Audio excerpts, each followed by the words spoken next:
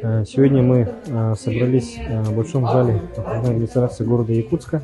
Организована была общественной палатой города Якутска встреча с активистами, с жителями города Якутска по проблемным вопросам общественного транспорта в городе Якутске. Было довольно-таки много хороших вопросов, были отдельные предложения, которые в ближайшее время будут рассмотрены нашей постоянной комиссией по обследованию городских и пригородных маршрутов.